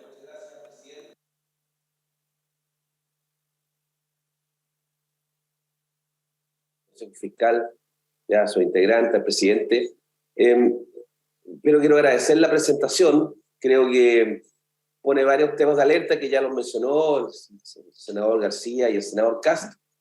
Creo importante, más allá del proyecto que está en el Congreso y la demanda que se hace por contar con, si ustedes quieren, con tener una mirada año a año respecto a cómo va el compromiso de convergencia hacia el balance estructural. Creo que sería, tal vez vamos a tener la oportunidad en los próximos días, cuando conozcamos el informe de finanzas públicas, el presupuesto, de contar con, ¿cómo se llama?, de contar con esta información, y ojalá que el Ministerio de Hacienda en eso nos pueda colaborar, ya, en esa materia, sin perjuicio de que el mandato jurídico está pendiente. Ahora, yo tengo una pregunta, bueno, primero, segundo, quiero compartir con mis colegas sin ánimo de generar una tensión entre nosotros, pero si se valora que hay una administración desde el punto de vista económico responsable, que no ha sido populista, al menos lo que escuché de mis colegas que hablaron recién, que le tienen confianza, yo trataría de evitar ponernos en el escenario de que no se va a cumplir mañana eso, porque no hay ni una indicación de que eso no sea así, ¿ya? No ha habido, ¿ya? Lo digo para mantener el clima, la ventana de oportunidad que hablaba por su intermedio el senador Kast. En consecuencia, no pongamos en tela de juicio las decisiones que van a venir. Vamos a conocer el presupuesto. Todo indica que el presupuesto va a crecer significativamente menos en vista de ir a la convergencia. A mí me gusta la idea de tener que tener un monitoreo anual respecto a cómo va el esfuerzo hacia la convergencia para no, primero para cumplir la meta que no se ha cumplido, la verdad, durante mucho tiempo. Ha habido una cierta laxitud en Chile producto de nuestra realidad económica, nuestra valoración afuera que ha sido buena en general. Entonces uno creo que en el fondo giró contra esa imagen, ¿ah? con esa seguridad que tenían afuera respecto de Chile. Creo que entre el estallido y la pandemia y el proceso constituyente, eso se ha visto mermado, es una realidad. Pero yo no pondría en tela de juicio lo que viene del esfuerzo que se está haciendo. Al contrario, trataría de respaldarlo. Y para eso, mi tercer comentario es que creo que, junto con tratar de, si ustedes quieren mejorar nuestros indicadores, yo creo que también hay que preguntarse qué otras más cosas podemos hacer. ¿Ah? Entonces, o hay o no hay conciencia que con el nivel de ingreso per cápita que tiene Chile, con el tipo de demanda de bienes públicos que está hoy día en la sociedad chilena, presente en la sociedad chilena, cuando conocimos el informe de la OCDE la semana pasada, respecto a que la carga tributaria en Chile está por debajo del promedio de la OCDE, como quiera mirarlo, yo esperaría que las fuerzas políticas entendiéramos que tenemos que hacer un esfuerzo en materia tributaria, sin perjuicio de las otras 3 áreas que identificó el Consejo Asesor en esta oportunidad, como mejoramiento del gasto público, etc. Pero entonces, en vez de votar en contra una idea general del legislar en general, como vimos ayer por parte de un sector político, básicamente la derecha, Chile Vamos, ¿ya? Yo habría esperado una actitud distinta de que estamos entendiendo lo que nos dicen los chilenos, así como yo tengo que sacar lecciones de lo que nos dijeron con el texto constitucional, creo que hay que sacar lecciones respecto a lo que nos dijeron respecto al estallido y las desigualdades que hay, y la necesidad de contar con más recursos de manera permanente. Dicho todo esto, le tengo una pregunta al Consejo, ¿ya? A Rodríguez, que es la siguiente. En la reforma tributaria se pretendía recaudar inicialmente alrededor de 4,1 puntos del PIB, y hemos conocido hace, no sé, 3, 4 semanas atrás, 2 semanas, que el gobierno está estudiando introducir indicaciones al proyecto que ya presentó, que está en la Cámara de Diputados, que fue aprobado que tenerla ayer, y esas indicaciones van a tener un efecto de reducir la recaudación en alrededor de 0,5 puntos del PIB, que no deja de ser bajar del 4,1 al 3,6. La pregunta es si ellos incorporaron, usted, el Consejo Asesor, esa eventual reducción y cómo opera esos menores ingresos por la reforma tributaria. Eso, muchas gracias. Muchas gracias, senador Lagos. Le ofrezco la palabra a don Jorge Rodríguez. Muchas gracias, presidente. Voy a ir en orden según las consultas realizadas. Nosotros, como mencionaba, no tenemos los datos del presupuesto aún, pero nuestro escenario base, en términos generales, el crecimiento entre 4 y 5% del PIB es compatible nos da que es compatible con las metas originales bueno, la meta, recordemos, como también se dijo, no está la meta del próximo año en el decreto de política fiscal, pero hay una meta señalizada en el informe de finanzas públicas. No está formalizada en el decreto, pero es lo que el gobierno ha señalizado hasta el momento que sería la regla para el próximo año, de 2,6% de déficit del PIB estructural. Las cifras a nosotros nos dan en torno a eso, que el gasto es posible de crecer en ese rango. Ahora bien, para aprovechar esa pregunta, como quiero volver a resaltar que el resultado estructural de este año va a ser mucho mejor que esa meta para el próximo año. Y entonces, por lo tanto, va a haber una especie de retroceso en la convergencia.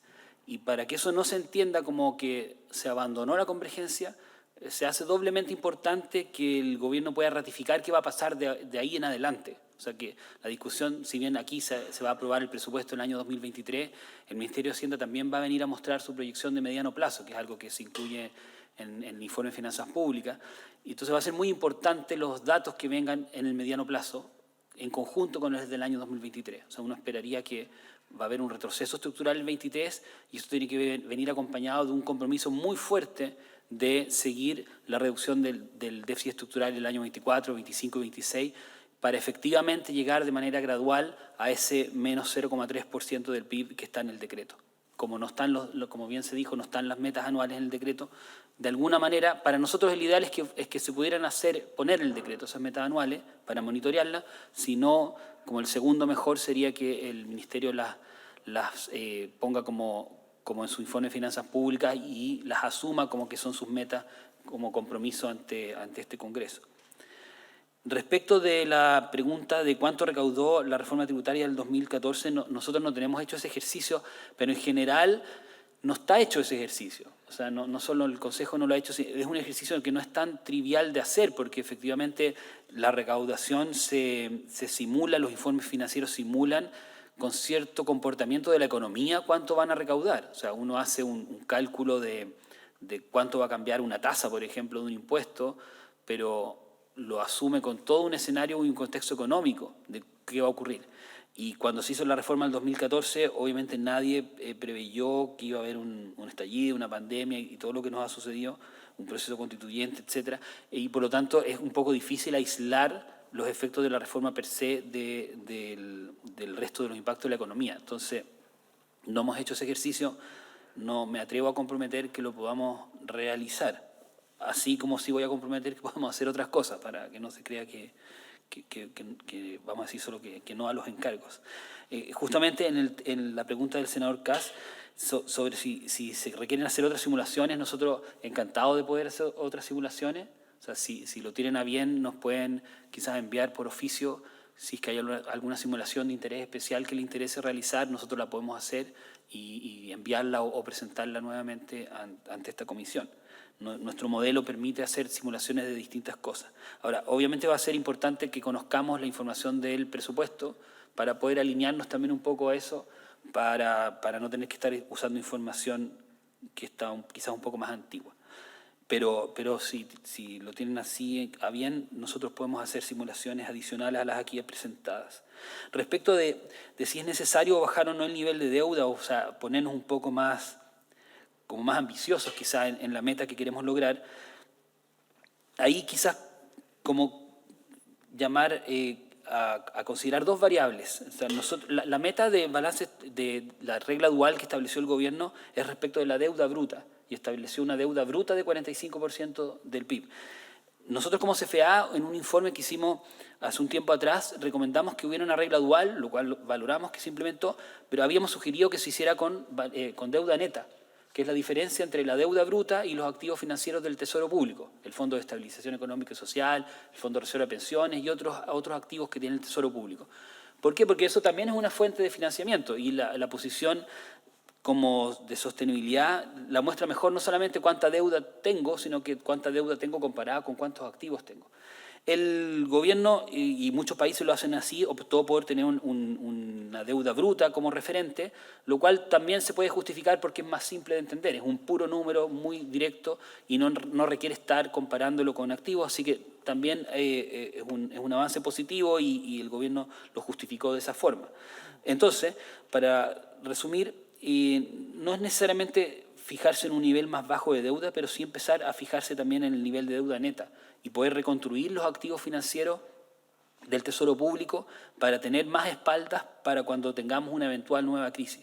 Como dije, no sabemos cuándo va a haber una nueva crisis ni cuál va a ser su causa, pero si uno mira la historia siempre vamos a tener crisis. O son crisis financieras, o son terremotos, o pandemia que no estaba en nuestro radar, pero ahora sabemos que pueden existir también. Entonces es muy importante para que nos pille bien parados volver a tener una deuda bajo el 45% del PIB, que es el nivel prudente, pero también reconstruir los activos. O sea, ese sería un llamado extra que tendríamos que hacer.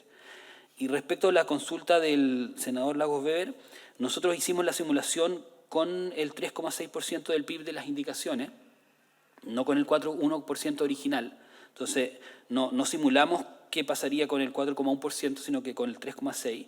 Y para que quede, voy a insistir, para que quede muy claro ese ejercicio, nosotros lo que simulamos es que se gastan los 3,6 puntos del PIB, pero se recauda menos de eso. Y lo que produce el desbalance es eso, es gastar más de lo que se recaude. Si es que se recauda el 3,6 y se gasta el 3,6, la situación se parecería mucho más al escenario base, porque cada peso que gasto voy a tener un peso para financiarlo. Entonces se parecería más al escenario base, que como mencionábamos es un escenario que sí logra cumplir las metas de balance estructural y de deuda prudente del PIB. Eso, presidente. Muchas gracias. Ofrezco la palabra. Senador Proens. Gracias, presidente. Lo mío muy específico, presidente, tiene que ver con que aquí en la exposición se habló de del precio del cobre, cómo incide en el presupuesto de la Nación. Hoy día sabemos que la producción de cobre más o menos es el 12% del PIB, pero con todas las externalidades que tiene, contratistas y otros impactos, bordea alrededor del 20%. Y desde ese punto de vista, mi preocupación tiene que ver que hace más de 15 años atrás se dijo que Chile en el 2020 iba a estar en una productividad cercana a los 6-7 millones de toneladas de cobre fino, cosa que no ha ocurrido hasta el día de hoy. Estamos en los 5,6 millones con anuncio de Codelco en la baja de producciones en lo que viene hacia adelante. No se ven proyectos mineros que puedan desarrollar y mantener.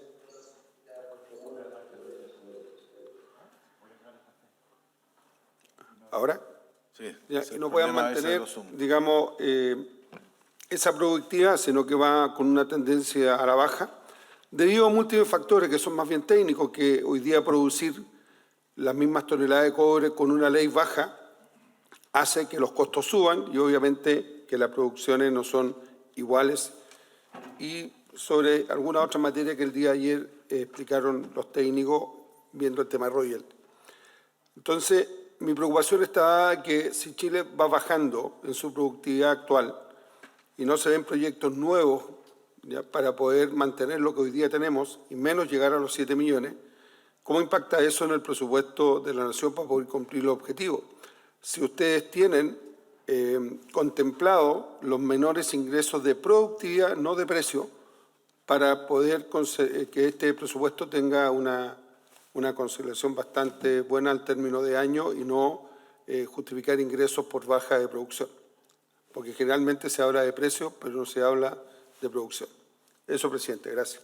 Muchas gracias, senador Proens.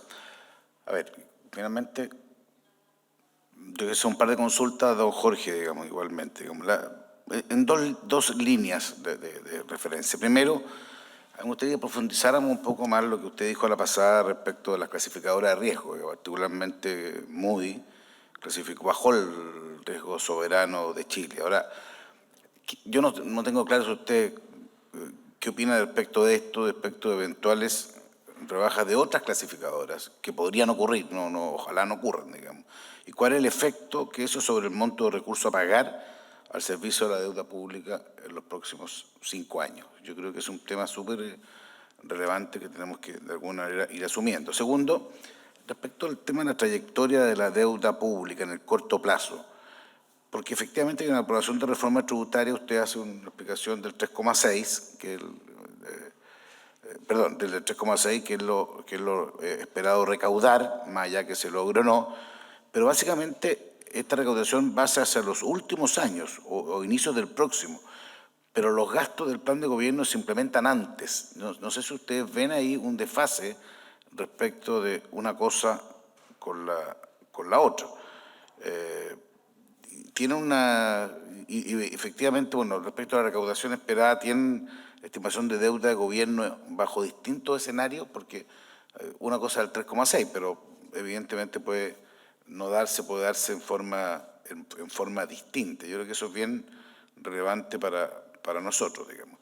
Y si esta reforma no recaudare lo que se estima, ¿tiene alguna sugerencia en ese evento, digamos, en la perspectiva fiscal?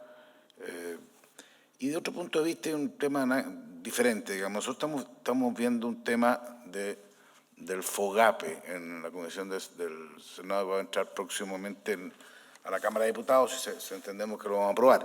Esto es lo que se entiende, son costos bajo la línea en esta línea de políticas públicas, digamos. Entonces, ¿usted tiene información respecto a cómo ha funcionado el tema del FOGAPE respecto de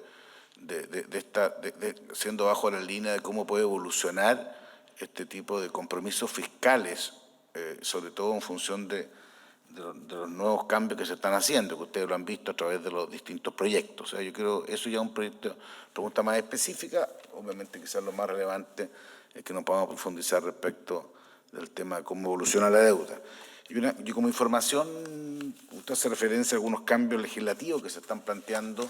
Bueno, efectivamente eso está en la Ley de Responsabilidad Fiscal, que debería, conforme a lo que el gobierno habíamos acordado, lo empezaríamos a ver a partir del próximo miércoles. Ese es lo que nosotros estamos esperando, unas indicaciones, un plazo de indicaciones que efectivamente se entregaron, y habíamos acordado después del tema del FOGAPE ver este tema que involucra directamente el Consejo Fiscal Autónomo. Yo comparto con usted que efectivamente es mucho mejor tenerlo en octubre, digamos, que en septiembre, porque podríamos hacernos cargo no con especulaciones o con trascendidos, sino que con el proyecto mismo, cuestión que para nosotros podría ayudarnos mucho respecto al tema de la estabilidad financiera. El senador Kass quería agregar alguna consulta. Sí, gracias, presidente. Muy breve, simplemente agradecer la respuesta de Jorge Rodríguez. Sin embargo, en virtud también de lo que usted planteaba, de las clasificadoras de riesgo y lo que planteó el Consejo en su presentación, de que tenemos pocos márgenes positivos para mejorar nuestra clasificación en el corto plazo y que las otras variables son más bien estructurales y que, claro, uno podría entrar a ese debate, pero dado que nos sostenía con una buena clasificación el haber tenido una deuda pública relativamente baja en relación al PIB, vuelvo a reiterarle mi pregunta, que siento que no fue respondida del todo. La respondió media diagonal, diciendo que necesitábamos mejorar nuestros activos, que la práctica es decir que necesitamos bajar la deuda bruta. Es lo mismo financieramente, pero en el fondo quería insistir en la pregunta de si es que usted cree que sería positivo para el país, más allá de que la decisión normativa cae en la política, cae en el gobierno. No estoy haciendo que usted haga un juicio de valor de cuál es la trayectoria, pero si sería positivo efectivamente desde el punto de vista básicamente técnico, que hiciéramos un esfuerzo para que nuestra deuda bruta, y en la práctica, si es que aumentamos nuestros activos, en la práctica es bajar nuestra deuda neta, efectivamente pudiéramos hacer un esfuerzo mayor a la simulación que estamos haciendo hoy día, que es más bien de contención, que se valora, pero no siempre tiene que hacerse las preguntas de si es que estamos aspirando a lo mejor o simplemente estamos aspirando a lo correcto, que son dos cosas distintas. Don Jorge, antes se me quedó un tema. ¿Usted perciben algún efecto con el aumento de la deuda del interés de los inversionistas extranjeros por la deuda pública chilena? No sé si usted...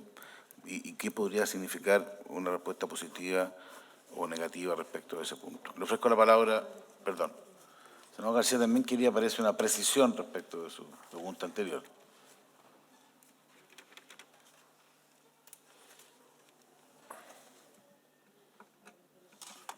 Gracias, presidente. Muy breve, pero es bien importante que lo precisemos. Cualquiera sea el aumento del gasto público en el proyecto de presupuesto 2023, se entiende que lo hacemos teniendo como base la ley aprobada para el 2022, ¿verdad? Porque como lo más probable es que vamos a tener, y usted lo dijo también en su exposición, mayores ingresos, no mayor gasto, porque en eso yo también concuerdo que lo que conocemos hasta ahora es que el gasto se está manteniendo dentro de lo que está aprobado. Entonces, la base sería el gasto aprobado para el año 2022.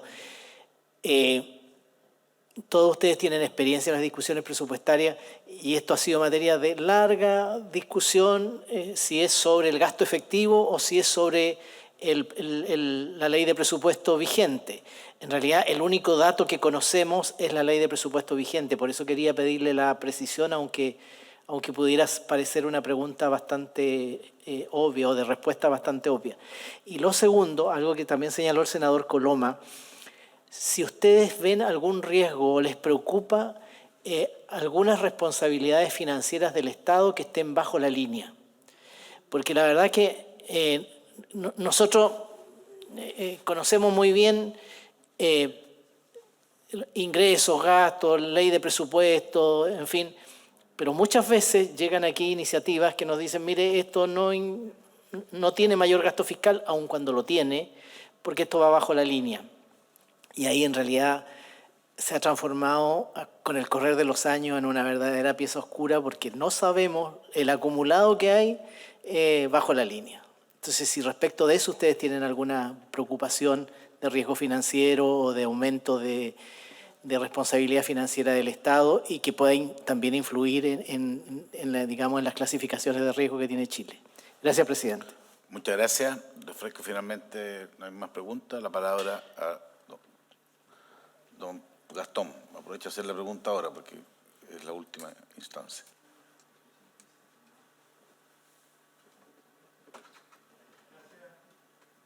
Tiene que prender. José, si puede, señor García, se puede apagar. Gracias, presidente. Bueno, saludar a todos los consejeros y al presidente. Y bueno, puede que parte, tengo aquí el documento, parte puedo haberme perdido entre medio porque estoy entre el Senado y la Cámara de Diputados que estamos sesionando paralelamente. Así que no quería dejar pasar, digamos, para que escuché con mucha atención en su exposición en la página 23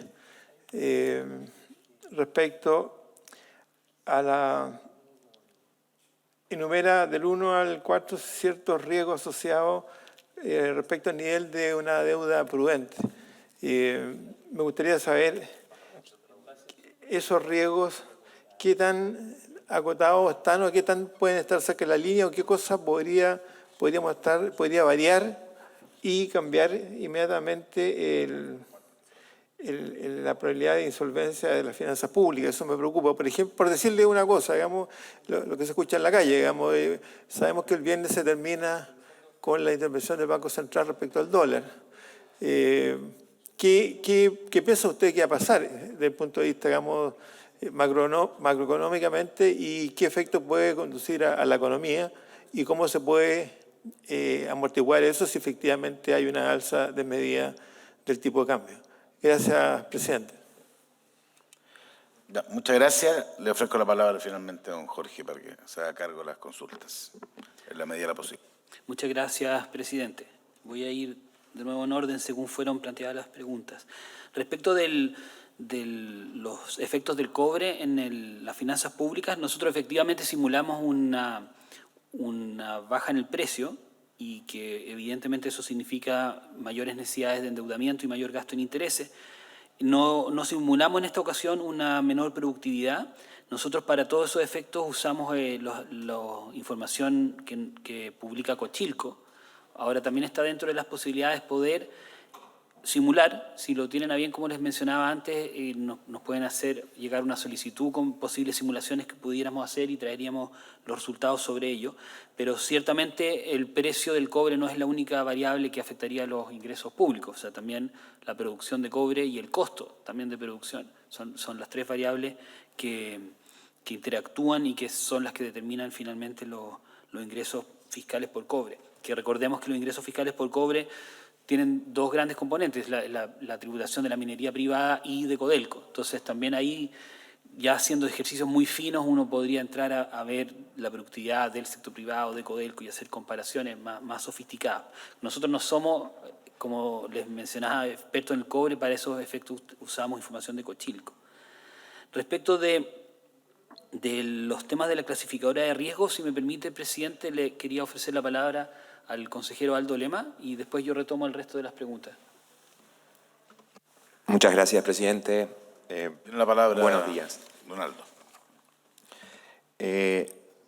Bueno, respecto a la pregunta específica, si esto puede generar nuevas bajas en calificación, lo primero que hay que hacer notar es que esta última rebaja, la de Moody's, en algún sentido lo que reflejó fue ponerse al día respecto a bajas que ya se habían materializado en el caso de Standard & Poor's y en el caso de Fitch. O sea, en el caso de Moody's es básicamente un alineamiento a las bajas de calificación que ya habían realizado las otras clasificadoras. También ya estaba bastante reflejado en los spreads soberanos, o sea, el spread soberano, que es el riesgo país, es la sobretasa que paga una nación respecto al bono del Tesoro de Estados Unidos por financiarse. Y eso ya se había venido incorporando en los precios. Lo que es más preocupante, y es una señal de alerta, presidente, es que esos spreads soberanos esa sobretasa que paga Chile hoy está reflejando efectivamente que podrían venir nuevas bajas en calificación. O sea, no solo de Moody's, que es el que acaba de reducir, sino también de eventualmente Standard & Poor's. O sea, por ejemplo, hoy Chile, a pesar de tener mejor calificación que otros países en la región, por ejemplo, Perú o Uruguay, el spread soberano, la sobretasa a la que se financia es mayor que la de esos países. Por lo tanto, ahí hay una luz amarilla a la que hay que prestarle atención porque, como bien lo decía nuestro presidente, eso tiene efecto en las tasas de financiamiento del gobierno, pero también del sector privado, de las familias y de las empresas. Dicho eso, eso no significa, digamos, que no se pueda revertir y tampoco significa que para revertirlo sea necesario un gran ajuste en el corto plazo, una necesidad de recortar gasto público o eventualmente tener que subir aceleradamente la carga tributaria. Muchas veces las calificadoras terminan calificando en función, por ejemplo, de la institucionalidad fiscal, de las señales que se dan a futuro, de la credibilidad en este proceso de consolidación, como bien se mencionaba en nuestros informes. Es decir, hay señales de corto plazo que son importantes presentar, pero también señales de credibilidad de mediano plazo respecto a esa consolidación fiscal. Muchas gracias, Donaldo. Don Jorge. Continúo entonces, presidente, con las consultas. Respecto de la trayectoria de deuda pública que simulamos nosotros, en nuestro escenario base la simulamos sin reforma tributaria, pero también sin el gasto que se espera realizar cuando se tengan los recursos de la reforma tributaria. O sea, al igual que la Dirección de Presupuesto, cuando presenta su proyección de mediano plazo, no tiene los ingresos de reforma tributaria, pero tampoco tiene el gasto de las políticas sociales que piensa financiar con esa reforma. Ese es nuestro escenario base. En nuestro escenario alternativo es donde simulamos que la reforma recaudaba un porcentaje del 3,6% del PIB y el gasto era un 3,6 puntos del PIB adicional. Y eso es ahí donde se produce el desbalance. Evidentemente uno puede hacer cualquier combinación de ejercicios de mayor ingreso y mayor gasto en términos de la simulación del modelo, así que también ahí, si es que hay alguna combinación en especial de interés de esta comisión, la podemos realizar. Pero a grandes rasgos la conclusión va a ser siempre la misma, o sea, que si se comprometen gastos permanentes necesitan su fuente de ingreso igualmente permanente y que esos gastos permanentes no se empiecen a ejecutar antes de contar con esos ingresos a ciencia cierta. Respecto de qué hacer si no se recauda, bueno, ahí queremos insistir en esas tres fuentes de financiamiento de ingresos permanentes que existen y pensamos que debiese haber idealmente una agenda en profundidad y potente en esas tres líneas, que es nuevos ingresos tributarios, mayor crecimiento tendencial que requiere una serie de políticas económicas para lograrlo y reasignación y eficiencia del gasto que también requiere aprovechar la información de la evaluación de programas y proyectos que realiza la DIPRES, pero también requiere que se construyan ciertos consensos, ¿verdad?, en torno a cuando hay un programa mal evaluado, si se quiere cerrar o no. Todos aquí conocen que no es muy fácil realizar eso, por lo tanto, también se requiere que haya apoyo si es que la Dirección de Presupuesto, el Ministerio de Hacienda, quiere efectivamente tomar decisiones más profundas en cuanto a reasignaciones. Pero la información propiamente tal y las evaluaciones, hay bastante material que la Dirección de Presupuestos tiene elaborado respecto a eso y que puede servir de base. Entonces, insistimos que son las tres fuentes muy importantes de financiamiento. En términos del FOGAPE, pero más en general de todos los otros requerimientos de capital que van bajo la línea, es decir, no forman parte del gasto propiamente tal, es un tema muy importante que el Consejo ha querido destacar, también el senador García preguntó por lo mismo tema. Es un tema importante que hay que monitorear. De hecho, nosotros hemos hecho recomendaciones de que el punto de partida sea mejorar la información respecto de los otros requerimientos de capital, no solamente para la información de lo que se ha venido ejecutando, sino que también la capacidad de proyectarlos, porque así como nosotros hacemos simulaciones a futuro con proyecciones de ingreso, con proyecciones de gasto, La deuda también depende no solamente del déficit presupuestario, ingreso menos gasto, también depende de los otros requerimientos de capital. Si se van a hacer, si se van a ejecutar garantías del FOGAPE, si se van a ejecutar garantías del CAE, si se van a hacer aportes extraordinarios de capital a las empresas públicas, todo eso requiere un financiamiento y por lo tanto en la sumatoria, quizás algunas medidas específicas no sean tanto, pero la sumatoria de los otros requerimientos de capital sí son un componente importante. Y por lo tanto, en el fondo compartimos la preocupación de que es un tema que hay que ponerle más atención y que hace falta más información para poder hacer esos análisis más en profundidad.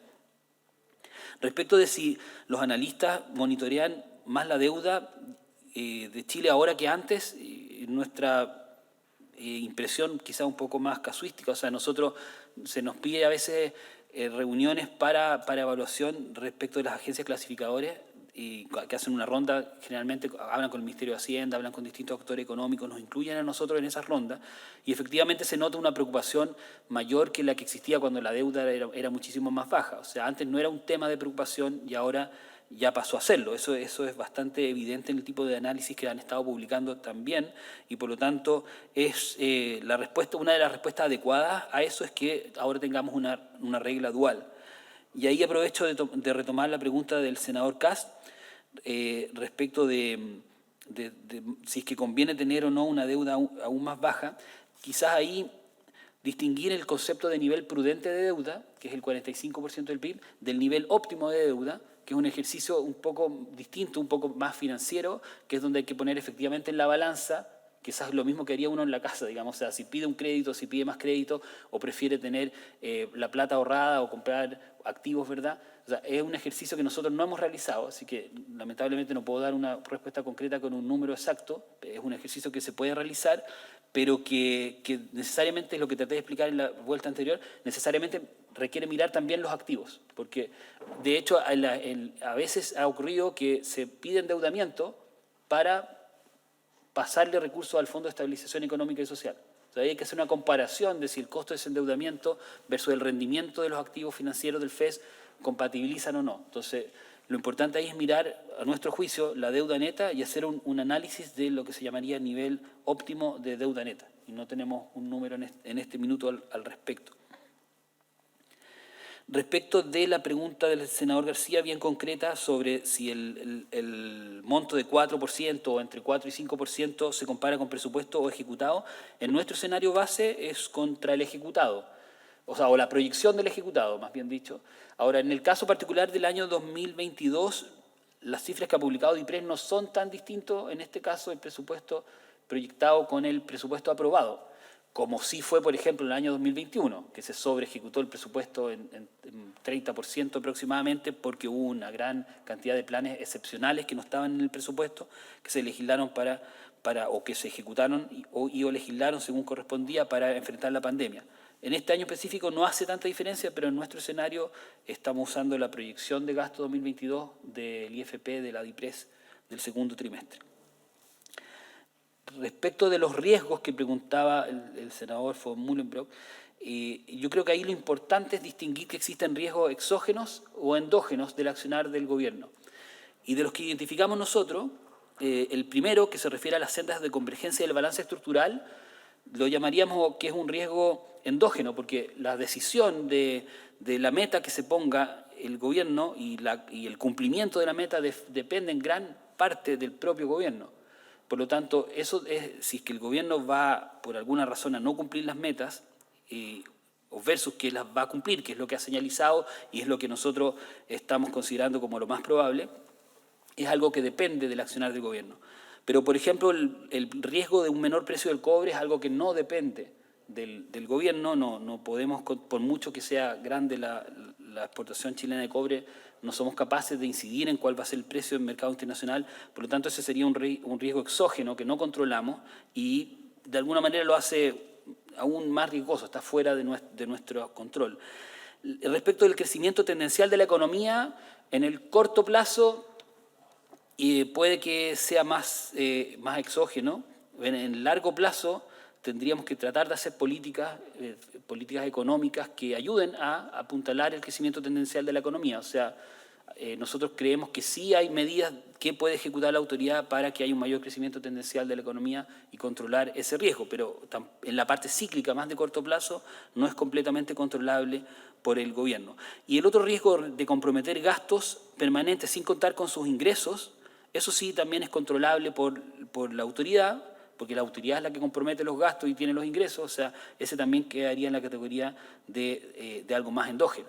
Entonces, podemos distinguir, como digo, dos tipos de riesgo según cuán manejables o no sean por la autoridad. Los que son manejables, lo que uno tiene que hacer es pedir a la autoridad que efectivamente los maneje de una forma responsable. Los que no son manejables, hay que estar atento a monitorear las condiciones y saber reaccionar adecuadamente cuando ellos ocurran.